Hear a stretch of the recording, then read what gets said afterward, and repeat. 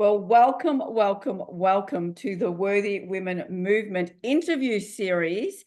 And today we have the fabulous Donna Arnold with us, who is also one of the authors from Rising into Greatness. And I'm so excited, Donna, to have you here today and talk about your chapter, which is the incredible power of synchronicities. And I must admit, I love your chapter, and we're going to talk more about it. So welcome.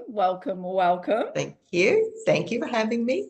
Thank you for being here. And I will officially just go through and read your bio, and then we'll get and talk about the book and some of your incredible adventures and life experiences. I love it. I love it when I speak with another world traveler and adventurer, and some of your synchronicities, and that's the title of your chapter, is quite incredible. So can't wait to speak about that. But let me tell you more. For whoever's listening to this, I'm going to tell you about this woman.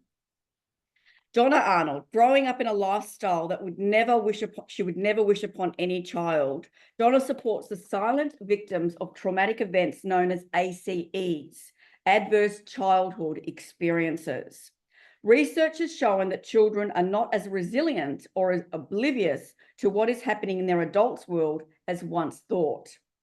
Being a victim and a long-term sufferer, Donna believes that everyone will be touched by ACEs somehow, either in a personal relationship, through their work environment, or as a victim themselves. Public speaking is a key medium where Donna supports sufferers by creating awareness of the problem, as approximately 70% of our children experience more than 3 of the ACEs. One of the things she is advocating for is a deeper and more widespread understanding as a matter of urgency, because the long-term effects of ACEs continue to develop. To that end, Donna points out that it's time for us to be more understanding and rethink the question, what's wrong with you, and replace it with what happened to you. No matter what is happening in her life, Donna never let go of her childhood dreams. So as an avid world traveler, her suitcase is always packed and ready to go, with her camera locked and loaded. And to complement this lifelong passion, her other love is researching ancestors, both hers and yours, on location. What a some beautiful work that you're actually offering to people. And we're going to talk about your synchronicities and your journey as well. And so, yeah, and I always find it, I know after our discussions that freedom is one of your top values, right? Yeah, definitely. So, and I suppose if, like a lot of us, it takes us many years to really become blatantly obvious sometimes what our values are and living by our values. And here is a woman now, when she talks about her synchronicities and her travel, you really understand that Donna is really, really aligned with one of her top values of freedom, aren't you? Absolutely. Yeah, and so much more, and doesn't it bring so much more joy to your life, and you start to radiate that beautiful how would you put it, that excitement of actually aligning with one of your top values, because I know what that's like, because I would say that one of mine is freedom as well, and there's nothing that beats travel. And no, I know. So exciting. It's like, come back from when you're on your way home from a holiday or a trip, you've got to plan your next one. Oh, yeah. So, quite often people who talk and write about their personal transformations begin with where they come from and how it happened. But your chapter appears to be more of about the result of part of your personal journey, which is really quite incredible. So can you tell us what you believe that led you to the experience, that series of multiple synchronicities that occurred in such a short period of time? And I know you go through this in your chapter, but just whoever's listening to this, just give us a little bit of a snapshot of that. Yeah. It was like so many other people, they go down and they can't go down anymore. So it was no job, poor health, relationship breakdown. I had to sell the house, and I was living in an area miles away from all my family and friends, but they weren't close anyway. I'd managed to sort of ostracize myself. So it was a case of, while I knew 2 years earlier that I had to do something about it and believed then that I lacked self-worth, I put it off and put it off and put it off. So I went on this journey, and while I'm in the swill, shall I say, of that negativity, in the pit, I was still doing meditations and just focusing on my inner child work, which was really important, the 14-year-old and the 6-year-old, two prominent areas. Yeah. And all of a sudden I'd have this, oh, this poof, this scene. And it was a photograph, snapshot of this area, beautiful mountain, like huge mountain range, snow-capped, massive big valley. And I went, oh, Northern Italy. So what was happening is these things, just different ones, kept coming up over a period of months. This took a couple of years. And Yeah. so there was that one that was really prominent, the first one. And another one was a castle.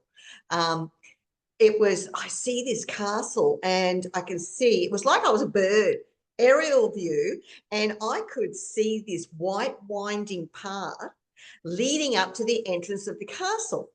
And I Yeah. thought, you know what, this is weird because, but it was always, oh, Northern Italy.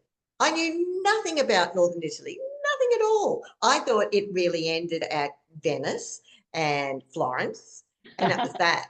You know, whereas there's another 3-hour drive, train ride or whatever, to the border, and it was all in the mountain regions. And, you know, this castle, though, it was a case of, well, I know why castles are built on cliff tops, to keep marauders out. Yet, Uh, yet this one, yet this one actually had a path leading up to it. It does make sense. Logical minds, it does make sense. You know, so while I'm a big believer in the woo-woo, I have the logical mind say, nah, nah, nah. But this inner, this intense, this keep moving, keep going, keep going.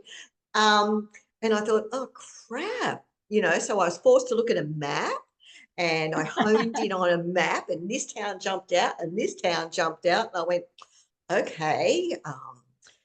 It was then, I thought to myself, well, what would I do? You know, if I was going over there as a traveller, if I was going over there, of course, being an Aussie, I'd have to look at some castles, Google castles.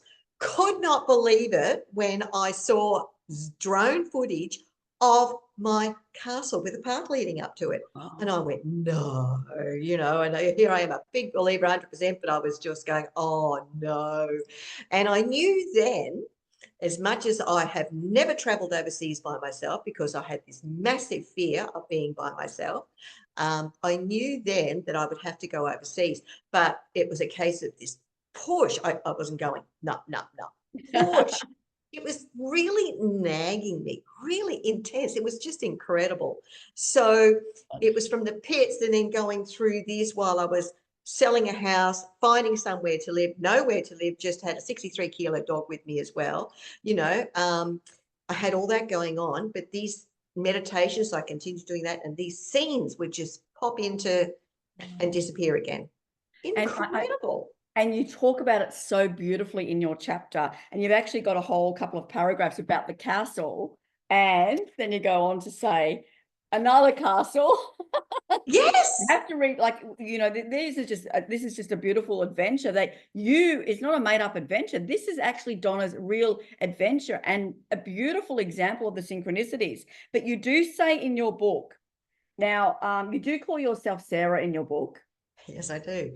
So Yeah. Sarah is actually Donna, and I hope you Yeah. don't mind that I've shared that so blatantly. Yeah. So Sarah felt that being a proud, independent, middle-aged woman meant that she had to do everything herself, or risk being seen as someone who is incapable, inadequate, and vulnerable. Thank goodness that this is no longer the case. Mm, And mm, I had to quote that because how many people, and let's say women in our case, mm-hmm. how many women feel that way? And how many Yep. of us have limited our choices and our life because we don't want to be seen as being incapable, as you say, and Yeah. inadequate and Yeah. vulnerable. But in Yeah. actual fact, I mean, you only have to study some of Brené Brown's work to understand that vulnerability is actually power as well. And the fact, and when you read Donna's chapter, there's a lot of vulnerability there. There's certainly a lot of courage, a lot of adventure, and you really proved how capable, not that you had to prove anything to anyone, but this is about really feeling proud of you and helping you with your ACEs, your trauma, and My through trauma. this journey. And when you Yes. read Donna's story, it really, it gives you that deep sense of not only freedom, but how capable and how courageous you actually are. So you have to read the whole book. It's, You yeah. have to read Donna's chapter. So the next question I want to ask you, Donna, is do you have an understanding of what you believe to be why you went to that low point? And if you feel comfortable enough, do you want to actually discuss some of those low points? Sure, sure. Yeah, as I said earlier, I had to do inner work on my 6-year-old and my 14-year-old, which I think of the ACEs, I've actually, up until 20 years old, suffered from 9 of them. That's a lot. And if somebody just wants to Google ACEs, you will find it. It's a terminology from psychologists. So one of them was 6 years old. I was sexually interfered with by a church minister. And while I blocked that out, it all came out when I was about 50. So I had to deal with that. And as I spoke to partners, they were aware, they could tell I had a problem, but I didn't realize either. Yeah. So I had to work with that. And of course, alcoholic parents. I've witnessed my mother attempted suicide a couple of times. Yeah. My mother left when I was 11. My father disowned me when I was 14.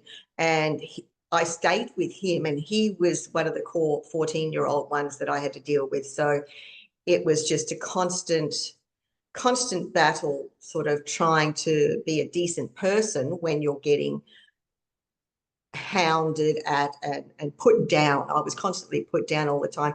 And then, my at 20 years old, my mother was killed by domestic violence. Wow. So she was in Townsville, I was in Brisbane, and of course I'm 64 now. So back there were no telephones. Contact, it took them 6 weeks to find us, her family. It was just, the whole story was just traumatic with everything that went through it. And of course, I myself, I observed my father, my father abusing my mother constantly. And of course, I grew up and I too become a victim of domestic violence. Mm-hmm. So, even when I said to my psychologist that it was okay, he only did it when he was drinking rum. I was still had that mentality that it was okay, and she said, no, it's not okay. No, so it was all those sort of things that, compounded to tell me that I wasn't worth anything, Yeah. This wasn't worth anything. That's a lot. That's a lot to deal with, and you actually don't talk about so much in detail in your chapter. It's more about, you skim the surface, and you know that you've been through those 9 ACEs, but actually in this interview, it's actually, thank you for sharing that, because that's vulnerable in itself to share your traumas, and that's a lot. That's a lot to deal with. So I don't think you're exaggerating in any way. Not that you would. By saying that there was a lot to deal with in your life. And how incredible when we make that choice to change, when we make that choice that we don't want to stay as a victim, no. We don't want to stay in that pain any longer. And it's almost like, whether you call it God or the universe or the higher power, is listening and rewarding. Yes. We're going, oh, thank goodness, she wants to get out of this. Let's help her. Yes, that's exactly what it was. Yeah. So I do want to quote at the very start of your chapter. You say, these experiences led her to believe there was only one person she could rely on, and that was herself. Sarah spent 55 years believing that life was a constant fight for survival, where she needed to defend herself at all costs. So in essence, the mantra she lived by was sink or swim. Mhm. Now, no wonder you say that after what you've just explained. I think it Mhm. makes a Mm. lot of sense.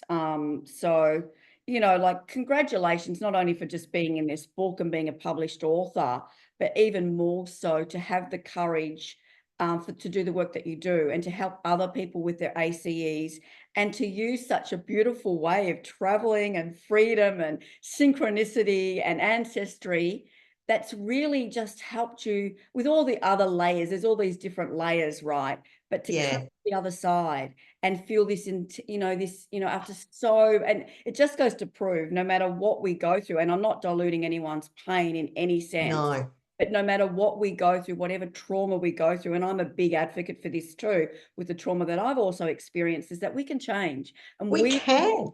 sit We in that can. pain. And you talk about that too, about not sitting in, about your misery. There's just so Yeah. many incredible, impactful things that you write about. Yes, it is about your synchronicities, and it's about you going to North Italy, and it's about your courage, but there's so much wisdom that you share in your chapter. Yeah. So It was a constant get out of my comfort zone, get yeah, out of my comfort zone, yes, and to prove to myself that, well, first of all, listen to my intuition, not yes, hear. yes. And you get out of your comfort zone, and the more you practice it, the easier it is, and prepare yourself for the next part of your chapter of your life. Yeah, and even Joe and I spoke about this because I interviewed Joe this morning, and we're talking about, she was talking about how, you need to get out of your, be comfortable with being uncomfortable. And that made, like, I'm all about courage as well. I'm a big advocate for that, as you know, and it's one of my big themes in the Worthy Women movement is step into your courage, become more visible, become Yes. more creative. And then I've Yes. attracted these incredible women in this book, including yourself, Donna, that has displayed so much courage, so much resilience, wants to become more visible. You have a voice to be seen, to be heard, and really step into your creative side. And your writing is beautiful. I love Thank the way you you. write. I'm very proud of your chapter. I'm proud of this book. But I do want to ask you, this is sort of like those, it sort of reminds me of those sliding door moments, right? So as you lived your life, were there moments or opportunities where you were being shown an open door, call it a sliding door, an open door, when you were younger, where you could have made changes that were much more positive a little bit sooner in your life? Not that you can live in regret, but it just gives you No. that awareness and those insights, doesn't it? So did you want to Yeah. that? Yeah. So I honestly believe, I think, and I wrote in the chat that, because the biggest issue is a 14-year-old with my father, I will not marry a man like my father. He's a gambler, he's alcoholic, he's a womanizer, he's a woman abuser. So it was a case of I didn't, but I married one at a time, sort of thing, relationship one at a time. So it was a case of I knew deep down that I was worthy of more. I did not deserve this. So I left. I left every single relationship and I went, oh, here we go. Start from scratch. Easy. I can do this. I can climb this mountain. And I did. And it got to the point is, well, I'm ready now. I'm in a position where I feel like I would like to have another partner. And the world opened up to me. And sure enough, here it come. And even though there were flags, red flags, I thought, oh, I can fix that. That'll be all right. Yeah, Instead of working on me and continuing on me, I went, I'll just fall into his arms and he'll be my knight in shining armor. yeah. And all of a sudden it went rusty. Yeah. So Look, it's not easy. And I know from my own personal experience, it's not easy to break those patterns. it is. Sometimes we think we're up leveling, upgrading, whatever you want to call it. But if there's any form of abuse, it's still abuse, right? It is. Because It I've is. been through that. I thought that it was okay to be verbally abused because I've been sexually and physically abused and financially abused. Oh, it's okay to be verbally abused, but it's actually not. It's And not. abuse comes in so many different ways. And it often there's something in our childhood that you've done a lot of study on these ACEs where it's been, there's been this pattern that we need to break. But it take, it's these layers by layers by layers Yeah. to get through. So there's always those sliding door moments. Yeah. We can never live in regret. Like No. past, I always say the past is the past. We need to Mm-hmm. actually go, well, it happened. It wasn't Mm-hmm. great, although I've Mm-hmm. got some great memories as well, which you would have had. But those Mm. memories, those things happened that weren't great. And Yep. it's all, and I'm big on forgiveness, and it's Yep. forgiving ourselves for Yep. allowing it to happen in the first place. That's I right. always recommend the Ho'oponopono, and I talk a lot about that with the work that I do, whether it be group work or one-on-one work, which I'm sure you know about with the different spiritual practices that you've Yes. used. It's a big one. You know, when you name out 9 of your ACEs, that's a lot of forgiveness for you, because you never deserved any one of those things. You never deserved that.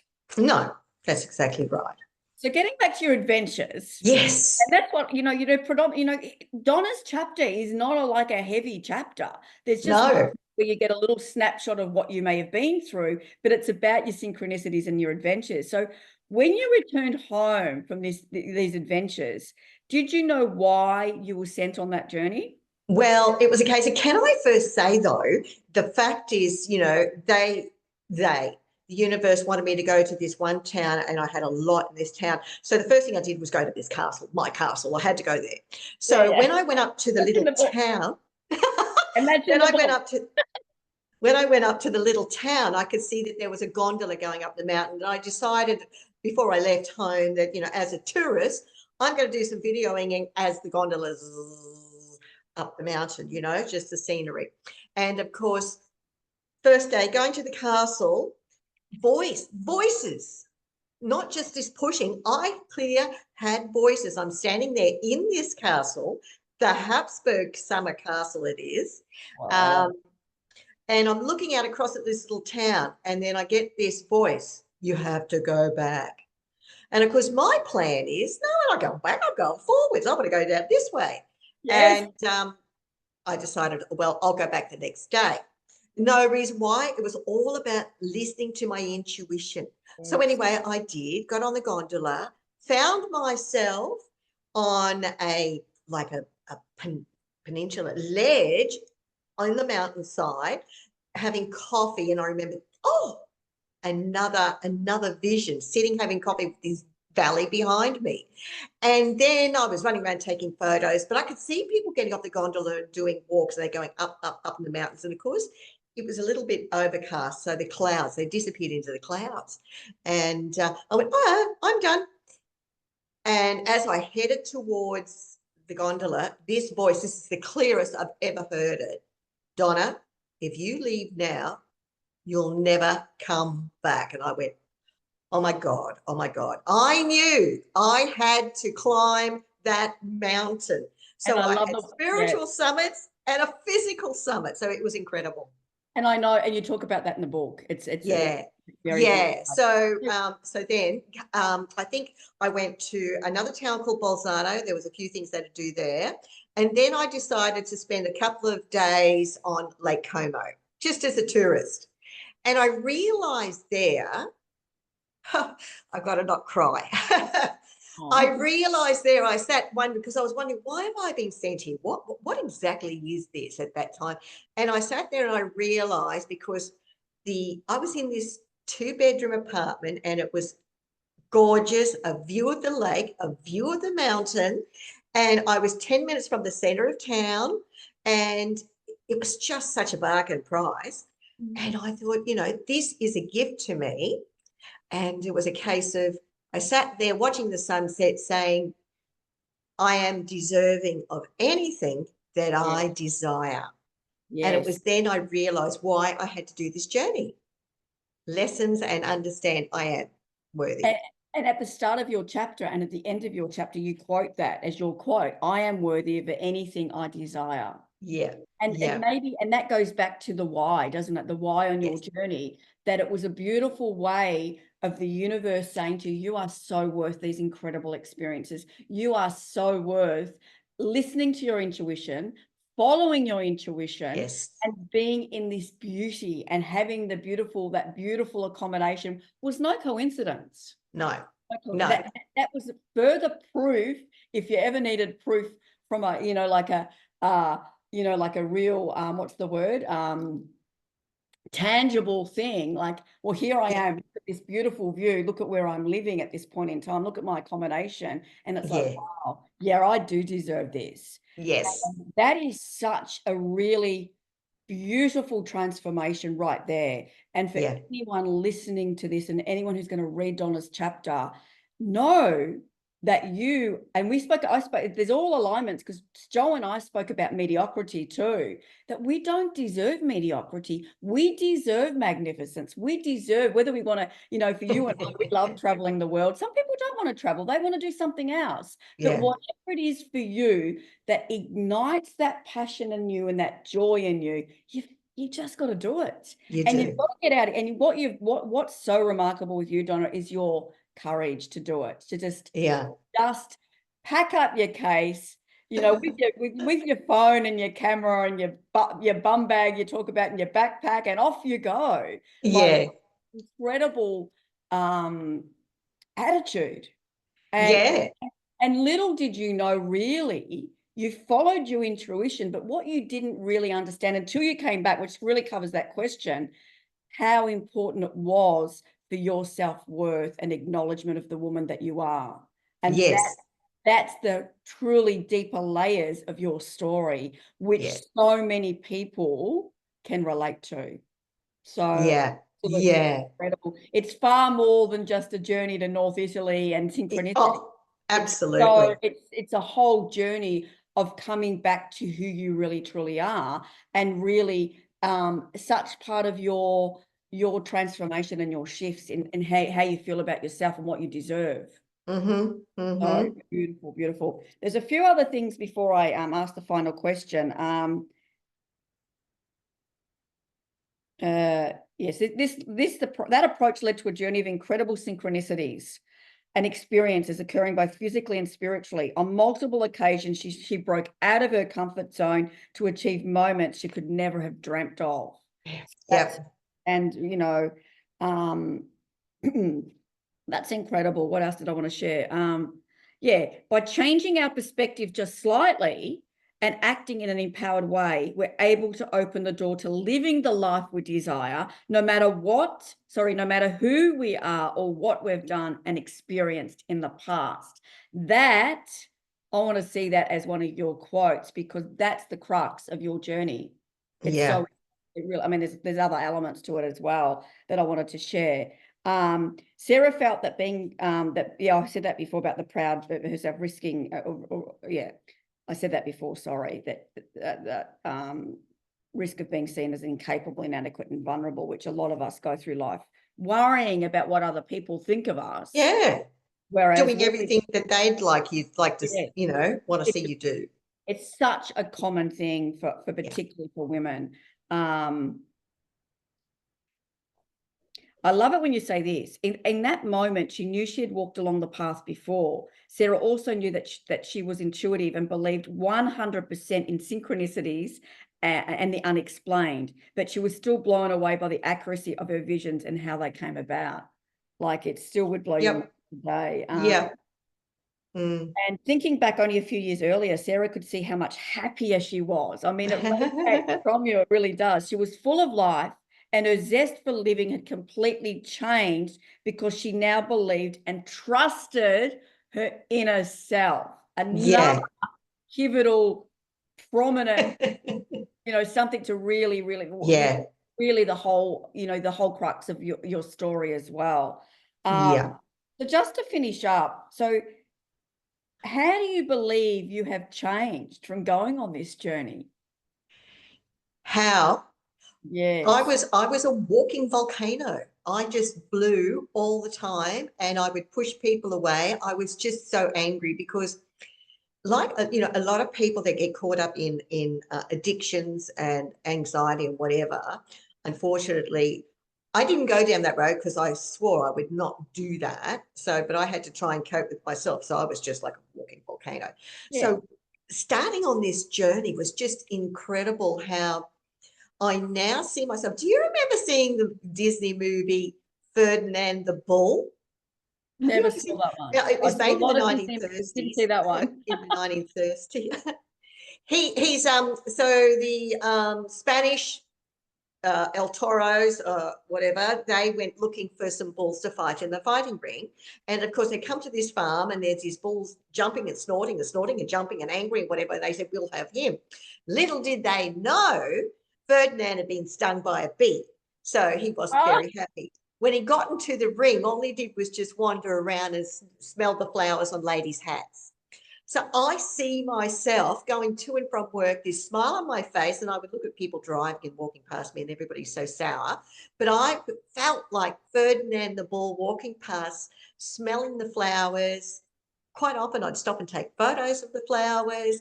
And I was just amazed at how good I felt because I was clearing and breaking the barriers of all these fears and these limiting beliefs. And you know, it still blows me away. Those who would have known me, you know, from 30 years ago would not believe what I'm like now unless they spoke to me.